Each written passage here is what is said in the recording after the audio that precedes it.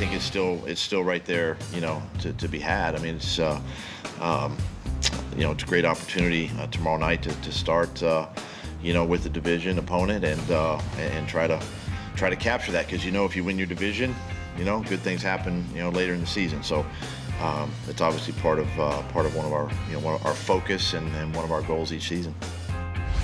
That's Doug Peterson, coach of the Philadelphia Eagles. And I'll take some exception, Chris Sims, to the idea that winning your division automatically means good things happen. All it means is you're guaranteed hosting a playoff game, and that playoff game very well may be a wild card game, and then you have to go on the road against a much better team.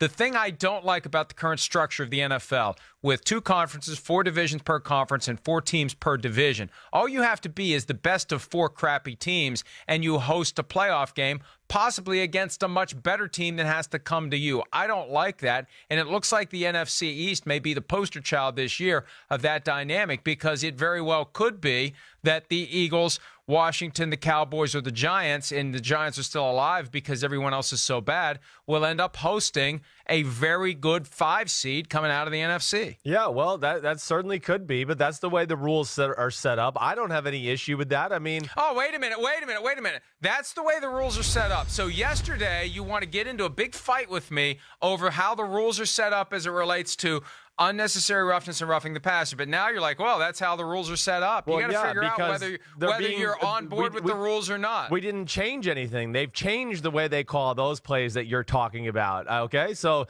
they've changed the way they call them. I regret the last 30 seconds of my life. You should have, because now you're going to hear about it. Okay, so just because you're texting the last 15 months of my life, the front office of the NFL now, and you're going to stick up. Yeah, that's why. Yeah. Yes. Oh, that's But I have a long track record of defending the NFL at every turn. Lately, Chris. I feel like you are best buddies with them. It's unbelievable. So, okay, but either way, yes, do you think I'm your best buddy, this Chris? is set up. And who cares about?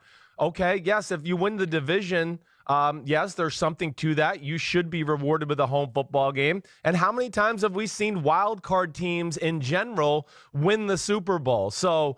Again, not often. Well, we've seen it. The Giants have done it twice. I mean, we're talking about a team that's done it twice in the last 10 years. So they've done it. The Packers have done it. The Pittsburgh Steelers have done it. So that's it. That's the list out of 52 Super Bowls. Congratulations. Okay, well, you identified all 4 of them. It's a modern day, and it's happened 4 times in the last 12 years. So it's a different league now. Yeah, you can't count the first 40 years without salary cap and free agency. It's not the same type of setup anymore. But here's the key, though. Here's the key. I'm going to change the subject on you. Yeah. The 4 teams that have pulled it off all had quarterbacks playing at a ridiculously high level. The Giants currently don't.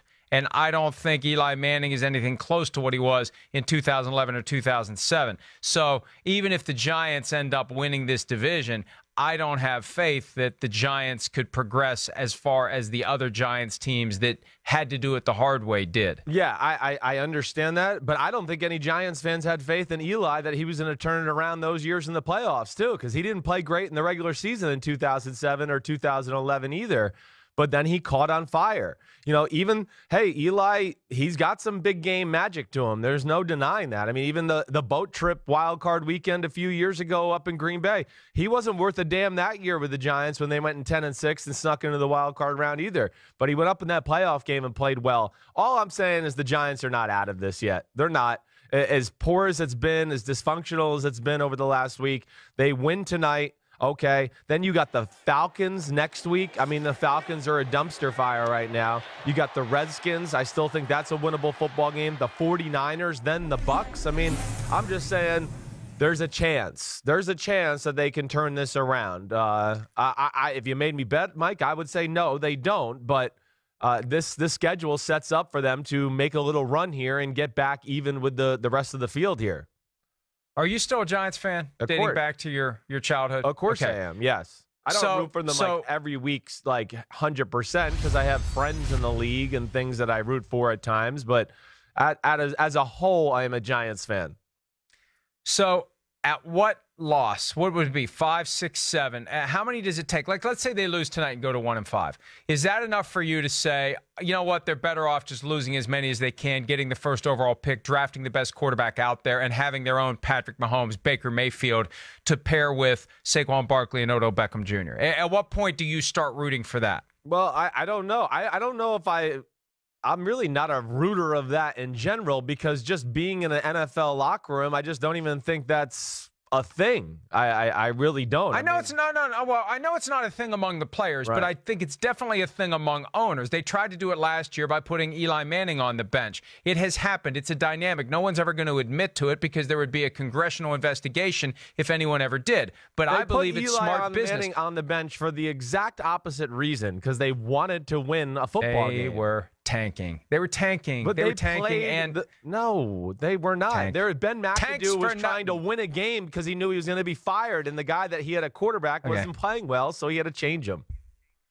I think that they were tanking, and I think that it's good business to tank. If I owned an NFL team and that team was out of it and I didn't have a long-term answer at quarterback, and I saw that what happened with the Rams and the Eagles in 2016, and I saw what happened with Patrick Mahomes and Mitchell Trubisky and Deshaun Watson in 2017, and I see what's happening with Baker Mayfield and Sam Darnold and Josh Allen and Josh Rosen in 2018, I'd be saying, hey, let's earn the highest possible draft pick that we can so we can get our franchise quarterback. And I don't know why that's some sort of a weird taboo. I know the players are never going to do it. Sometimes the coaches are in on it, like Lovie Smith was with the Buccaneers back in 2014 when they tanked in the second half of the season-ending game against the Saints to ensure that they would have the #1 overall pick in 2015 when they took Jameis Winston.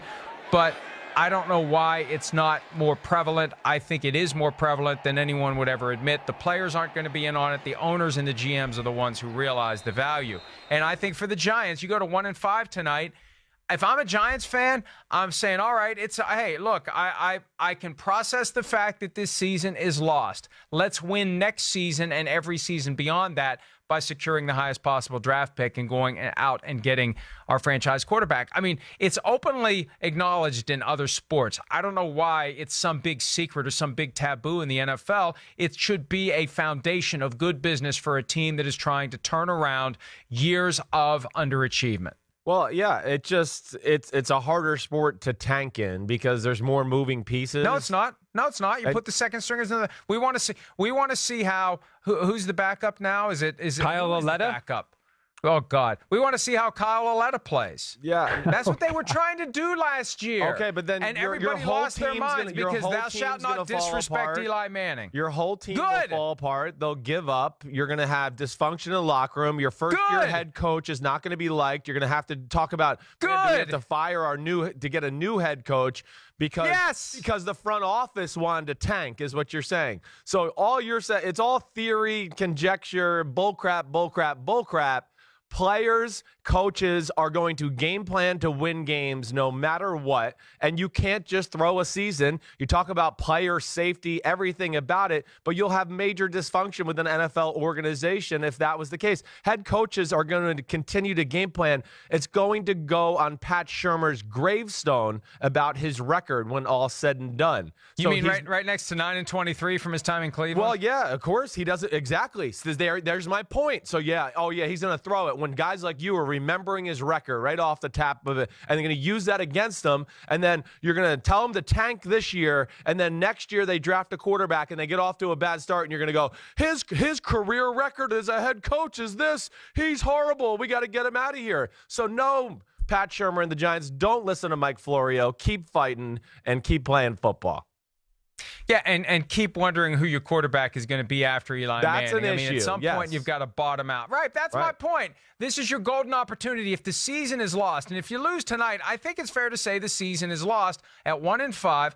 Go ahead and let the – now, I'm not saying put in Kyle Lauletta now, but I think that an astute Giants fan, if you lose tonight, is starting to, you know what, these losses are kind of good because maybe we end up with the #1 overall pick. I mean, look at how much teams give up to trade up.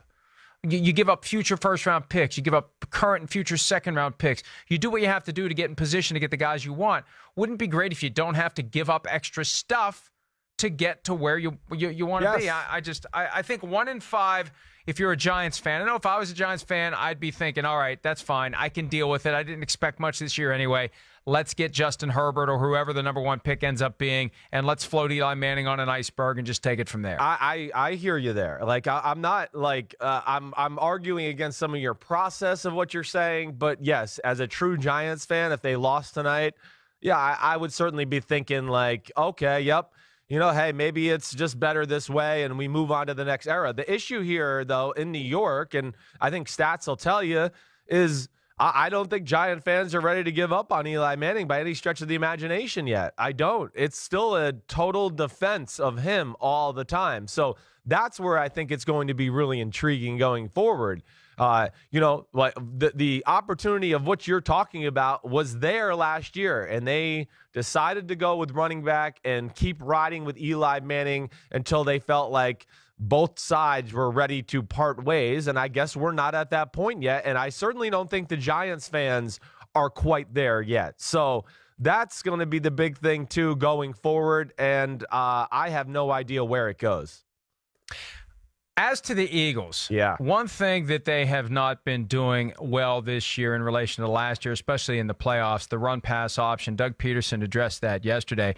He said they're still using it as much. They're just not throwing as much out of it. They're running more out of it. And I think defenses are realizing, hey, their running backs aren't great, so we're going to stay disciplined. We're not going to get burned. And if they end up handing off the ball, we'll deal with that when it happens. Do you think that they are just simply an effective running back away from reinvigorating the RPO? I do. Yes. I mean, I don't want to make it sound that simple, but last year this was an offense that was one of the best rushing offenses in football, and that opened up so much of their offense through that. This year, I would say, first of all, the running back play has been an issue, especially with Corey Clement getting hurt, because I think he was their best back before that. Jay Ajayi, even before this ACL injury, has been a little underwhelming, and I think he's going to continue to deal with a knee issue for the rest of his career. So that's an issue.